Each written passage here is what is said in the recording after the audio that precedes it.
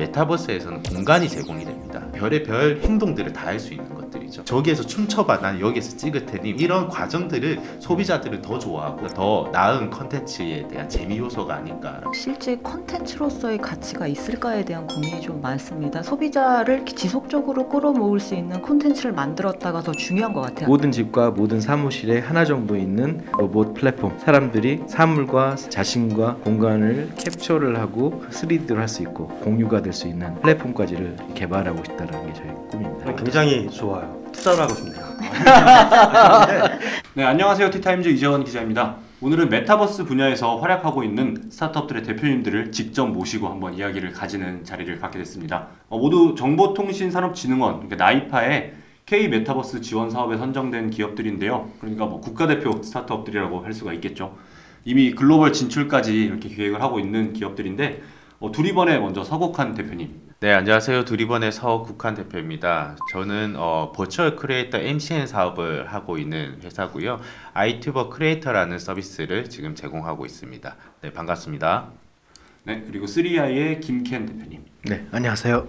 네, 저희는 스마트폰을 위한 스마트폰 로봇 피보라고 하는 제품을 만들고 있는 3i의 김켄입니다. 저희는 비디오, 사진뿐만 아니라 다양한 3D 공간이나 사람들의 움직임까지 다양하게 캡처할 수 있는 그런 제품으로 발전시키고 있습니다. 감사합니다. 네, 그리고 NP의 최현정 이사님. 네, 안녕하세요. NP의 최현정입니다. 저희 회사는 XR 콘텐츠를 제작하는 회사이고요. 그래서 LED와 트래킹 카메라 그리고 미디어 서버를 활용해서 가상 공간 안에 사람을 실시간으로 합성시키는 콘텐츠를 만들고 있습니다. 그래서 요즘 흔히 벌추얼 프로덕션 해서 드라마 세트장 대용으로도 많이 활용을 하고 있고, 그리고 벌추얼 이벤트라든가 벌추얼 콘서트 그 콘텐츠 제작으로도 많이 활용이 되고 있습니다. 네, 감사합니다. 세 기업 모두 메타버스 컨텐츠와 관련된 기업으로 알고 있는데 관련해서 또 재밌는 얘기 많이 들려주시면 좋겠습니다. 그리고 오늘 특별한 손님 한 분을 또 모셨는데요. 한국에서 메타버스 전문가 하면은 빠지지 않는 분이시죠. 김상균 경희대학교 교수님입니다. 국내외 기업은 물론이고 정부나 공공기관의 메타버스 구축, 기획, 자문까지 다양한 활동들을 하고 계시는데 메타버스 컨텐츠와 관련해서 재밌는 이야기, 조언이라든지 좀 들려주시면 좋겠습니다. 알겠습니다. 부탁드립니다. 아까 자기소개하시면서 간단하게 말씀 주셨는데 어떤 컨텐츠나 서비스를 어떤 식으로 서비스하는지 조금 더 자세히 설명을 좀 부탁드릴게요. 이번엔 반대로 먼저 추 이사님부터 좀 부탁드려보겠습니다. 네, 말씀드렸던 것처럼 저희는 XR 스테이지를 회사 자체에서 운영하고 있고, 그리고 언리얼 콘텐츠 전문 그 프로덕션 회사를 자회사로 가지고 있습니다. 그래서 이 자회사에서 언리얼로 콘텐츠를 만들면 XR 스테이지에서 실제 인물들과 해서 같이 촬영을 해서 콘텐츠를 만들고 있고요. 그래서 벌추얼 프로덕션에서도 활용을 하고 있고, 주로 저희가 했던 작업들은 AOMG라든가 SM 엔터테인먼트의 벌추얼 콘서트라든가 올해 초에 CES에서 삼성 키노트 스피치를 XR로 만들어서 라이브로 방송을 한다든가 이런 콘텐츠들을 만들고 있습니다. 그리고 저희 모기업이 컴투스와 그리고 위직 스튜디오인데 저희 세 기업이 합작 회사로 컴투버스라는 회사를 만들어서 현재 컴투버스라는 메타버스 플랫폼을 개발하고 있습니다. 그리고 김켄 대표님 좀 자세하게 설명 부탁드립니다. 네네네. 그 피보라고 하는 제품인데요. 간단하게 이야기하자면 이렇게 스마트폰을 여기에다 이렇게 꽂아서 동작시키는 이 간단한 디바이스인데요. 스마트폰이 굉장히 카메라도 좋아지고 똑똑해지고 있고 AI도 탑재될 수 있지 않습니까? 그래서 저희가 이제 개발한 것은 스마트폰의 다양한 센서를 이용해서 사람과 공간과 사물을 굉장히 다양한 방법으로 캡처할 수 있는 로봇을 만들자. 사람들이 하는 것을 자동화시켜 줄 수 있는 AI와 결합해서 다양하게 비디오도 찍고 공간도 3D로 캡처하고 사람도 캡처하고 사람들의 그 움직임 같은 것도 자동적으로 인식해서 메타버스 버추얼 유튜버의 어떤 일반인들도 그런 것들을 할 수 있는 다양한 컨텐츠를 만드는 카메라맨 로봇과 같은 그런 제품으로 점점 발전을 시키고 있습니다. 서국한 대표님도 부탁드릴게요. 네, 저희는 버추얼 크리에이터 MCN 사업을 하고 있는데요. 요즘 버추얼 인플루언서라고 하죠. 이제 인플루언서들이 아바타로 활동을 하고 있고 인스타그램이나 유튜버로 이제 많이들 활동하고 계시는데 보통 이런 버추얼 휴먼이나 아바타를 하나 제작하는데 굉장한 비용과 뭐 장비들도 많이 들어가게 되죠. 근데 저희는 좀 이거를 일반화, 그러니까 일반인들에게 아주 쉽게 좀 접근할 수 있게 만들어 보자라고 해서 아이튜버 크리에이터라는 서비스를 만들었고요. 아이튜버 크리에이터는 뭐 아이폰하고 그리고 PC 그리고 마이크만 있으면 누구나 버추얼 크리에이터가 될 수 있는 그런 서비스를 지금 제공을 하고 있습니다. 소프트웨어는 다 무료고요. 그래서 일반인들이 아주 무료로 캐릭터가 돼서 방송을 할 수 있게 만들고, 그리고 그 중에서 특출나는 어떤 끼와 재능이 있는 사람들을 저희가 선별을 해서 그분을 집중적으로 MCN 사업으로 확장시켜서 사업 모델 비즈니스를 하고 있는 그런 상황입니다. 아이튜버 크리에이터 이 플랫폼 이름이 그건가요? 네, 맞습니다. 네. 그럼 MCN 그 사업 하시는데 총 몇 분 정도가 버튜버들이 활동을 하세요? 지금 저희 프로그램을 사용해서 유튜브 채널을 개설해서 하시는 분들이 125명 정도 계시고요. 저희가 전속 계약을 해서 지금 하고 계신 분이 5분 계십니다. 그 중에 굉장히 다양하게 하시는 분들이 많아요. 뭐 버추얼 휴먼이라고 해서 뭐 다 패션 쪽이나 뭐 이런 쪽이 아니라 저희는 심리 상담을 하시는 분도 계시고요.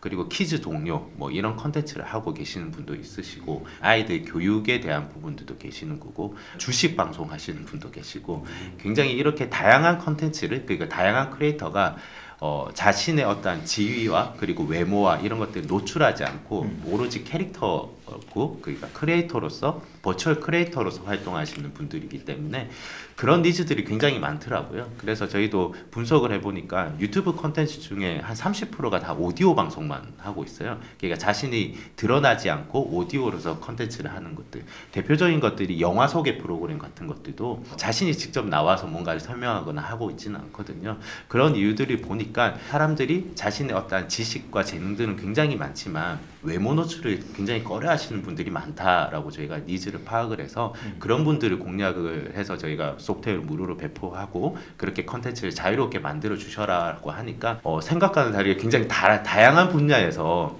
계시더라고요. 굳이 뭐 이런 엔터테인먼트 분야뿐만이 아니라 지식 정보 이런 컨텐츠에서도 충분히 활용될 수 있구나라고 생각하고 있습니다. 그런 분들이 직접 찾아와서 이렇게 만들어 달라고 하시면 만들어 주시는 거예요? 기본적으로는 저희가 캐릭터 지금 한 10종 정도 있는데요. 10종을 무료로 배포를 하고 있어요. 그분들이 그 10종을 자유롭게 그냥 처음에는 써보세요. 그렇게 써보시면서 이런 컨텐츠도 만들어보고, 또 하루는 이 캐릭터가 됐다가 하루는 다른 캐릭터가 됐다, 이렇게 번갈아 사용하시는 분도 계시고요.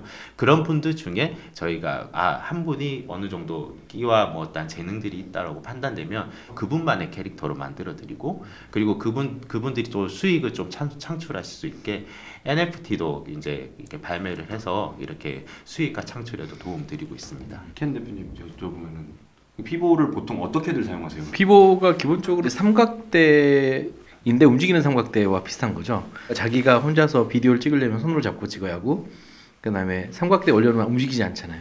누구한테 찍어달라고 하면은 이제 카메라맨처럼 누가 들고 조정을 해줘야 하는데, 그 사이에서 자기가 자유롭게 앉아서 하는 상황이 아니라 이렇게 일어나서 움직이면서 칠판에다 뭔가 쓰기도 하고, 그 다음에 자유롭게 움직이면서 여러 가지 컨텐츠를 만드는 그런 여러분들이 많이 있거든요. 그런 분들이 이제 비디오를 찍는 어떤 지금 도구로 사용하기도 하고요. 그 다음에 여기 360도 돌아가는 원판 같은 거를 넣고 제품 사진을 360도 이렇게 찍기도 하고요.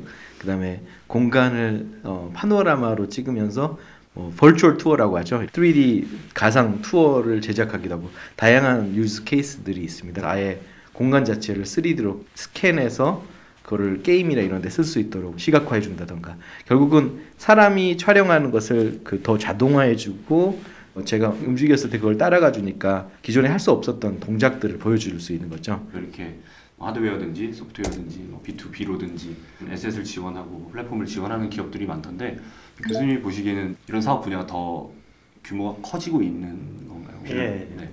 사실 새 기업을 보게 되면 제가 봤을 때 원천 IP를 갖고 계신 건 아닌 것 같고, 뭔가 아바타와 공간을 믹싱해 줄 수 있는 작업들을 하시는 것 같아요. 약간 두 대표님은 약간 캐주얼한 거고 좀 더 방송에 특화되는 이제 콘텐츠 플랫폼을 갖고 계신 것 같은데, 다 쓰임새가 굉장히 많죠. 특히 이제 보게 되면은 개인 창작자들도 자기만의 공간에서 자기만의 이제 세계관을 보여주고 싶은 건데, 당연히 기존에 있던 방식으로 제작에 한계가 있고, 또 전문 제작사들도 보게 되면은 전통적인 프로덕션들이 생각보다 XR이나 이런 VR에 대한 기술이 굉장히 약하거든요. 그래서 그런 것도 전문적으로 도움받을 수 있는 파트너가 있다는 건 굉장히 좋죠. 그래서 지금도 물론 많이 쓰이겠지만 앞으로 새 기업의 팔로워가 좀 더 많아지지 않을까 예상합니다. 교수님한테 좀 더 여쭤보면은 이런 류의 플랫폼 에셋을 지원하는 기업들이 좀 주의해야 할 거 혹은 조금 더 신경 써야 할 네. 부분들 그런 부분들이 있을까요? 사실 뭐 최근에도 아는 분들은 알겠지만 뭐 기업이 아이돌 갖고도 뭐 하겠다고 했다가 발표 당일에 뒤집어진 사례가 하나 있었죠. 근데 그것도 결국 거기서 나왔던 게 저작권 문제거든요. 저작권. 근데 우리가 이제 에셋이란 게 사용할 수 있는 권한 자체가 경우에 따라 굉장히 달라지거든요. 내가 혼자 개인 방송할 땐 괜찮은데 상업적으로 광고를 받으면 안 돼. 또는 방송에는 못 나가 등 다양한 경우의 수가 있는데 기존에 우리가 이제 그런 에셋을 사용했던 방식 자체가 별 그런 거 안 따지고 했었거든요.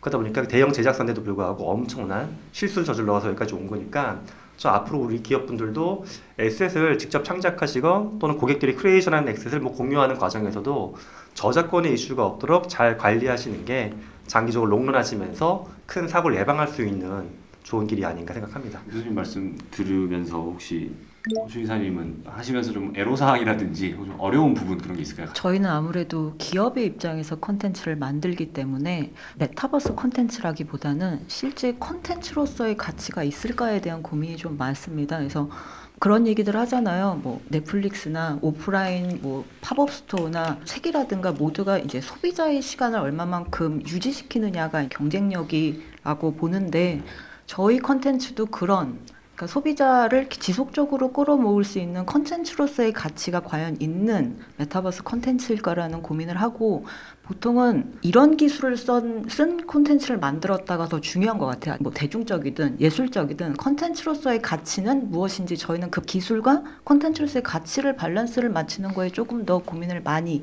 하고 있습니다. 서 대표님도 뭐 비슷한 네, 그러니까 어셋 스토어가 많이 대중화되어 있죠. 예를 들어서 언리얼 어셋 스토어나 유니티 어셋 스토어에서 몇 달러면 구매를 할 수 있는 그런 어셋들이 굉장히 많고, 네, 아까 김상규 교수님 얘기해 주셨듯이 그런 저작권 이슈들도 그런 스토어에서 이제 발생되는 것들이 굉장히 많았거든요. 모델링을 제작을 하시는 분이나 이런 어셋을 만드시는 분들이 예를 들어서 내 모델링 어셋을 3달러에 5달러에 이렇게 판매를 하시지만 이게 어떻게 상업적 용도로 사용이 되는지 그 라이선스 권한들이 어디까지 가는지에 대한 부분들로 굉장히 애매모호한 그런 상황들이 있거든요. 그런 것들 때문에 이제 발생했던 이슈인 것 같은데 앞으로는 저희 같은 이런 메타버스 전문 기업들이 그런 어셋 스토어에 대한 부분들을 좀 더 디벨롭을 시키고 그 양들을 많이 만들어 나가야 된다고 생각하고 있어요. 최근에 경험했던 걸 잠깐 첨언하고 싶은 게 제가 차이나는 클래스 방송을 얼마 전에 녹화를 했었거든요. 그때 XR 스튜디오 굉장히 큰 걸 파주 가서 찍었는데 거기 이제 사용했던 메인 배경 자체가 전쟁터 같은 그런 것도 좀 있었어요. 근데 그게 이제 뭐 우리가 유명한 게임 회사 그걸 딱 갖다 쓰면 되는 거예요. 근데 그 게임 회사에서 누구는 주려고 그러고 누구는 안 주려고 그러고 그래서 결국 못 갖고 왔어요. 그래서 제작진이 밤을 새가지고 다시 빌드업을 했는데 너무 아까운 거예요. 인력 손실도 발생하고 에셋들을 공유하게 되면 되는데 서로 좋은 목적으로 만든 거니까. 근데 그런 것들이 아직까진 내 거다 네 거다 이거 싸움하는 게 너무 커서 좀 표준화시키고 서로 연동해 쓸 수 있는 것들을 많이 만들어야지만 인력 손실도 좋고 양질의 K 콘텐츠를 더 많이 만들 수 있지 않을까 하는 생각이 듭니다. 네, 그럼 다시 좀 콘텐츠적인 얘기로 좀 다시 넘어가 보면은 XR을 이용한 그런 콘텐츠를 만들면은 또 기존 콘텐츠랑 좀 다른 점들이 확실히 있을 것 같아요. 그런 걸 위해서 준비하셔야 될 것도 있을 것 같고 MCN 같은 경우에 뭐 그냥 유튜버와 또 버추얼 유튜버는 좀 다를 것 같은데 XR 콘텐츠와 기존 콘텐츠는 좀 어떤 게 다른지 뭐 대표님 생각하시는 차이점. 버추얼 크리에이터에 대한 컨텐츠는 어떻게 보면 유튜브 방송입니다. 아직까지 2D 컨텐츠로서 최종 아웃풋이 나오는 부분이 있고요. 근데 2D 컨텐츠에 나오는 이 영상 자체가 테마룸은 3D 공간이고 거기에 사용되는 아바타는 그런 캐릭터나 어떤 버추얼 휴먼들이 이제 사용되는 그런 것들인데요. 다른 점이라고 하면 저는 주요하게 보는 것들이 그거예요. 이 포맷이 바뀌게 되면 사실 컨텐츠가 새로운 컨텐츠가 나오지는 않아요. 예를 들어서 레거시 미디어에서 방송 컨텐츠에서 예능 프로그램이 유튜브로 갔다고 해서 그 포맷이 크게 달라지는 것들은 아니거든요. 다만 거기에서 바뀌어지는 분들은 좀 더 개방적이고 그리고 좀 더 거친, 저도 이제 PD 출신이라 되게 이런 표현을 말씀 많이 드리는데 되게 거칠어요. 유튜브 콘텐츠들 같은 경우에는. 왜냐면 일반 크리에이터들이 만드는 콘텐츠다 보니까 뭐 먹방 같은 것들도 사실 많이 먹는 사실 이런 것들이 레거시 미디어에서는 나오지 못하는 컨텐츠였잖아요. 근데 유튜브에서는 많이 먹는 먹방 컨텐츠가 인기를 끌 수 있는 것들이고, 그러면 메타버스가 되면 또 다른 어떤 새로운 것들이 나오게 되는 컨텐츠라고 보고는 있는데요.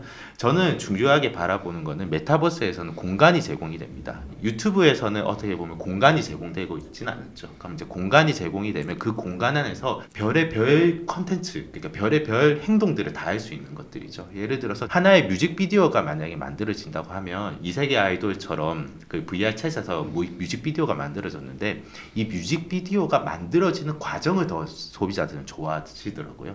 메타버스 이게 카메라 줌인도 돼? 저기에서 춤춰봐, 난 여기에서 찍을 테니, 뭐 이런 과정들을 소비자들은 더 좋아하고 그 팬덤이 더 좋아하시더라고요. 근데 이거를 레거시 미디어나 유튜브 컨텐츠에서는 전혀 보지는 못했죠. 하지만 메타버스는 공간이라는 곳을 제공을 하기 때문에 그 공간에 실시간으로 참여를 하면서 제작 과정들을 같이 보시게 되는 부분들이 어떻게 보면 메타버스에서 더 나은 컨텐츠에 대한 재미 요소가 아닐까라고 생각하고 있습니다. 포맷은 크게 달라지지 않지만 뭔가 내용이 달라지는 게 있고, 메타버스가 좀 더 본격적으로 되게 되면 공간이 제공이 되기 때문에 만드는 비하인드 컷이라든지 그런 것 자체도 콘텐츠가 될 수 있을 것이다. 네. 이렇게 보시는 거고. MP 같은 경우 어떠세요? 아까 말씀하신 것처럼 뭐 밸런스라든지 그런 걸 잡는 것도 중요하다고 하셨는데, 일단 뭐 이론적으로 메타버스 콘텐츠에서 가장 드러나는 점은 정말 3D 공간이 제공이 되고, 그다음에 여기에 트래킹이 따라붙으면서 정말 사람이나 뭐 객체가 그 안에 있는 듯한 느낌을 주면서 조금 더 실감 나고 몰입할 수 있는 컨텐츠, 시청각적인 그런 효과를 준다는 게 콘텐츠적인 특징이긴 하고요.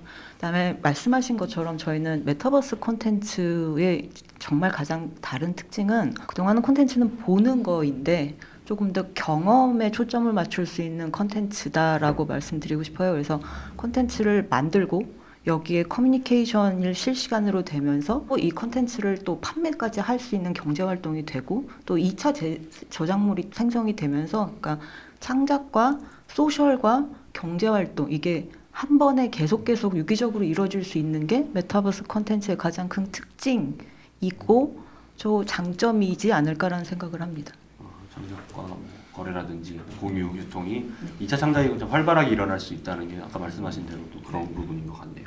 교수님이 보시기에는 지금 다양한 컨텐츠에 대해서 다양한 얘기들을 해주셨는데, 혹시 뭐 더 추가로 말씀해 주실 만한 뭔가 메타버스 컨텐츠만의 특징, 조건 그런 게 있을까요? 반대로 이제 기존 전통 방송 제작사나 방송사들이나 OTT 채널들이 메타버스 어떻게 바라보는지 관점을 보게 되면 그들이 생각하는 건 실존성을 높여줄 수 있다는 거거든요. 결국 우리가 만든 건 이야기인데, 기존에는 많은 비용을 투자했을 때만 가능했던 것들을 좀 낮게 만들 수 있다. 또는 개인은 거의 이거 창작 불가능했던 것들을 작은 장비나 어떤 스튜디오 도구를 통해서 만들 수 있다라는 실존성, 그러니까 상상의 실존성을 높여주는 게 양쪽 채널이 갖고 있는 장점이라고 보는 건데, 여기 추가적인 게 전 더 들어갈 수 있다고 봐요. 그러니까 기존에는 나는 보는 사람일 뿐이었는데, 보는 게 아니라 내가 직접 이야기를 만들 수 있다라고 하는 이야기 주도성이 들어가고요. 또 이제 제가 버티버드를 보게 되면 재미난 점이, 버티버드는 그 가상 캐릭터나 부캐를 가지고서 리얼타임으로 또 시청자 소통을 하거든요. 전통 매체들이 못했던 관계성에 대한 걸 실시간으로 만들어주는 거거든요. 저는 그 기존 매체에 있던 것들 그대로 담는 것도 있겠지만은 오히려 이제 주도성이나 관계성의 확장을 통해서 전통 매체나 프로덕션이 못했던 것들을 우리들이 할 수 있다. 저는 그게 미래라고 생각합니다. 주도성과 관계성, 아까 대표님 말씀하신 대로 내가 직접 TV에 나오고 내가 뭔가 할 수 있도록 만들어주는 게 또 그런 메타버스 콘텐츠의 특징일 수 있을 것 같네요. 네, 만일에 저희가 조금 더 상상한다면은 저의 페이스북의 여러 가지 피드들을 쭉 공부를 AI가 한 다음에 저의 아바타가 저의 챗봇이 돼서 이 친구가 팬들과 항상 소통하면서 그렇게 저의 다른 캐릭터로서, 독립적인 캐릭터로서 움직일 수도 있지 않겠습니까? 예, 재미있을 것 같습니다. 출근을 안 해도 될 수 있을 것 같은데. 또 궁금한 게, 이제 서국환 대표님 같은 경우 이후에 더 발전시켜서 목표 같은 게 있으세요?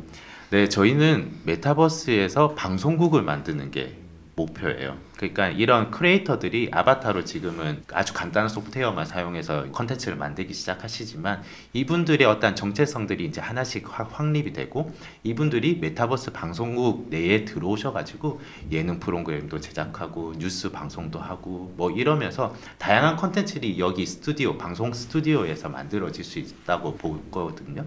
네, 그런 이유가 사실 지역의 한계를 조금 많이 벗어나게 됩니다. 예를 들어서 뉴욕에 계시든지 뭐 어디에 계시든지 어떤 크리에이티브한 창작 능력만 계시면 메타버스 공간에서 협업해서 컨텐츠를 만들 수 있는 것들이죠. 누구는 카메라의 어떤 구도를 잡게 되고, 누구는 조명의 어떤 라이팅을 하게 되고, 누구는 어떤 출연자로서 댄스를 하게 되고, 뭐 누구는 진행을 맡게 되면서 이런 것들이 분담화돼서 뭔가를 컨텐츠를 만들 수 있으면 재밌겠다라고 생각해서 저희가 지금 꿈꾸고 있는 것들은 메타버스 방송국을 꿈꾸고 있습니다. 교수님 뭐 이런 메타버스 방송국이라든지 그런 거 할 때 또 해주실 만한 조언이라든지 뭐 그런 게 있을까요? 방송이 핵심은 역시 재미잖아요. 저 본질은 사실 안 바뀌는 것 같아요. 우리가 만드는 과정이나 누가 만들 수 있는지 일단 주체는 확장되는데 결국 사람들이 원하는 건 내러티브거든요. 얼마나 다양한 내러티브를 재미있고 의미 있는 내러티브를 많이 담아내실지 그게 핵심이고 저는 그렇게 됐으면 하고 기대도 합니다. 또 추이사님 같은 경우에 뭐 이미 사실 많은 기업들이랑 협업을 하시고 엔터테인먼트 회사와도 계속 협업을 하시고 컨텐츠를 만들고 계신데 또 MP가 생각하시는 뭐 미래 계획이라든지 또 목표 같은 게 있으세요? 사실 그 LED 베이스 XR 콘텐츠는 웹 3.0의 뭐 이런 거보다 약간 2.5에 더 가깝습니다. 그래서 여러 명이 와서 계속 재생산하고 실시간 인터랙티브를 하지는 못합니다. 그냥 라이브로 컨텐츠 합성이 가능하다는 거죠. 그래서 그런 부분에서 저희가 진짜로 3D 공간에서 여러 명이 함께 참여해서 컨텐츠를 함께 만들 수 있는 것에 대한 R&D는 분명히 필요하고요. 메타버스 플랫폼들이 보통 순간 들어갔다가 금방 나오고 하는 유저들이 오래 머물 수 있는 그런 컨텐츠가 아직 없는데 그런 저희 기술을 활용해서 이런 킬러 컨텐츠 한번 만들어 보고 싶은 게 궁극적인 꿈입니다. 공간이라고 할까요? 메타버스 세상 같은 것도 아예 만들 계획이신 거죠? 저희가 어쨌든 얼리언 베이스의 회사가 있기 때문에 공간 만드는 거 자체는 어렵지 않은데 다만 이것들이 이제 지금은 정말 아까 말씀하신 것처럼 한 땀 한 땀 굉장히 공들여서 만들고 있는데 이런 피보라든가 이런 것들을 활용하면 훨씬 쉽게 공간을 만들 수 있거든요. 그래서 얼마만큼 그런 쪽으로 더 저희가 확장을 할 수 있느냐가 관건인 것 같습니다. 교수님 그럼 MP 같은 경우도 어떻게 보면 공간은 확실히 기술력도 있으시고 네. 경험도 있으신 것 컨텐츠가 또 중요하다고 볼 수 있겠네요. 그렇죠. 근데 촬영 방식의 확장이라고 생각을 해요. 결국 사람이 상상하는 것들이 원래 있던 기술 내에서 상상하는 거거든요. 근데 이제 기술의 벽이 너무 높아지다 보니까는 상상력이 더 커지고 있는 거죠, 우리가. 그래서 인류한테 저는 굉장히 큰 혜택이라고 생각합니다. 결국 인류는 상상했던 것들을 눈으로 보고 싶어 하거든요. 예전에 동굴벽화 그리고 정지 이미지 갖고서 신기했던 그게 여기까지 온 거여서 인류의 상상력을 키워주기 위한 무한정한 캠퍼스를 만들어주시는 회사. 저 사실 이렇게 바라봅니다. 네. 감사합니다. 서국한 대표님 같은 네. 경우도 그런 메타버스 방송국 뭐 이런 걸 생각을 하시면은 또 메타버스 뭐 공간이랄까 그런 것도 다 구축을 하는 거를 생각을 하시는 거예요. 네, 그렇죠. 이제 지금도 이제 크리에이터 방송들 하실 때 소규모 스튜디오 이런 뭐 테마룸이라고 하는데요. 그런 것들을 저희가 공간을 다 제공해 드리고 있고요. 그리고 이런 크리에이터 사업뿐만이 아니라 MP처럼 이제 보철 스튜디오를 그 SK텔레콤하고 팀 스튜디오라고 판교에서 같이 운영을 하고 있기 때문에 그런 기술적 노하우나 어떤 어셋에 대한 이해도는 많이 가지고 있습니다. 3i 흰 대표님 같은 경우에는 또 뭐 장기적인 목표, 비전 같은 거를 좀 여쭤볼게요. 네, 저희는 크리에이터 컨텐츠를 만드는 툴로 이제 시작을 했는데요. 저희 제품을 기반으로 다양한 애플리케이션을 개발할 수 있도록 도와주는 스마트폰을 위한 로보틱 플랫폼으로 발전시키는 것을 지금 추진하고 있습니다. 그래서 지금 총 서너 개 회사들이 저희의 그 이제 하드웨어의 이제 개발자 툴을 이용을 해서 저희 피보를 자신의 애플리케이션에 접목을 시키는 이런 일들을 하고 있는데 제가 미래에 꿈꾸는 것은 전 세계에 60억 명의 인구가 가지고 있는 스마트폰에 집 하나에 하나 정도 있으면서 다양한 애플리케이션들이 사용이 되면서 필요한 툴이 될 수 있다면 굉장히 멋질 것 같다. 그래서 모든 집과 모든 사무실에 하나 정도 있는 스마트폰을 움직이는 로봇 플랫폼 여기까지 발전시킬 수 있다면 좋겠다라는 게 제 생각이고 이제 그 뒤에 이걸 기반으로 사람들이 사물과 자신과 공간을 캡처를 하고 그거를 디지털화하고 2D로도 하고 3D로 할 수 있고 그래서 그게 다양한 방식으로 공유가 될 수 있는 그런 플랫폼까지를 같이 개발하고 싶다라는 게 저희 꿈입니다. 네. 거의 약간 아마존 알렉사처럼 각 집에 하나씩 들여놓는 네네네. 그런 것 같은데 어떻게 교수님이 보시기에도 이런 하드웨어 플랫폼의 확장성이 엄청 클 것 같아요. 저는 굉장히 좋아요. 투자를 하고 싶네요. 근데 저는 사실 이제 제가 그냥 내부인이니까 사적으로 이제 갖고 있는 꿈을 생각을 해보면은 네. 제가 이제 방송 촬영해 보게 되면 예를 들어 어떤 분은 다큐멘터리 같은 걸 찍을 때도 마치 느와르 영화처럼 찍는 감독님들이 계세요. 어떤 분들은 그냥 인터뷰하는데 너무 타이트하게 찍어갖고 제가 무슨 아침 드라마 주인공도 아닌데 이만큼 확대해놓고. 근데 보면 존재하고 있는 현상은 한 가지인데 현상을 담아내는 분들이 저는 카메라 감독님들이라고 보거든요. 그분들 철학과 스타일이 다 다르잖아요. 피보도 여러 사람의 스타일을 다 담을 수 있으면 좋을 것 같아요. 그래서 피보의 AI가 여러 버전이 있어갖고 정말 유명한 헐리우드 촬영 감독처럼 담아주는 사람이 있고 개인 학생처럼 좀 약간 뭐 아마추어 같지만 좀 따뜻하게 담아내는 그런 어떤 AI 코드도 있고 해서 내가 담고자 하는 화면의 철학을 피보에서 선택할 수 있는 좀 그렇게 해서 확장성이 좀 많아지면 어떨까? 마치 카메라 필터처럼. 그럼 사업 아이디어가 갑자기 생각이 났습니다. 아 감사합니다. 같은 새를 찍어도 다큐멘터리 다르죠. 감독이 네. 찍은 새랑 뭐 영화 감독님이 찍은 새는 다르다고 이렇게 보고 되게 신기했던 기억이 있는데. 음식 찍는 분이 또 새 찍으면은 맛있게 찍습니다. 진짜로. 또 굉장히 귀중한 네. 조언을 감사합니다. 해주셨습니다. 긴 시간 동안 굉장히 좋은 얘기들을 많이 해주셨는데 저는 되게 인상 깊었던 게 사실 그냥 컨텐츠 기업이다 이렇게 해서 좀 모시긴 했지만 각자 다 다른 일을 하시잖아요. B2B를 하시고 하드웨어 중심이시고 플랫폼 위주로 중심으로 하시는데 또 얘기를 하다 보니까 뭐 서로가 서로 언급을 하시면서 이렇게 같이 뭐 할 수 있겠다, 같이 뭐 서로 도움을 받을 수 있겠다라고 말씀하셔서 앞으로도 같이 또 이걸 계기로 많이 협업을 하시면서 계속해서 또 대한민국을 대표하는 그런 메타버스 기업으로 성장하셨으면 좋겠습니다. 혹시 뭐 교수님 좀 기업들에게 뭐 응원의 메시지라든지 네. 해주실 만한 말씀이 있으실까요? 인류가 늘 새로운 현실을 꿈꿔왔잖아요. 전 우리가 만드는 게 컴퓨터 속에 있는 저기 먼 세상이 아니라 여기 앞에 있는 새로운 세상을 창조하는 게 우리의 역할이라고 생각합니다. 새로운 세상에서 무엇을 우리 다음 세대한테 전해줄지 그 꿈을 더 크게 꾸시면서 꼭 이뤄내시면 좋겠습니다. 네, 저희 긴 시간 동안 이렇게 참여해 주셔서 감사합니다. 저희 그래서 정리하도록 하겠습니다. 감사합니다. 감사합니다. 감사합니다. 감사합니다.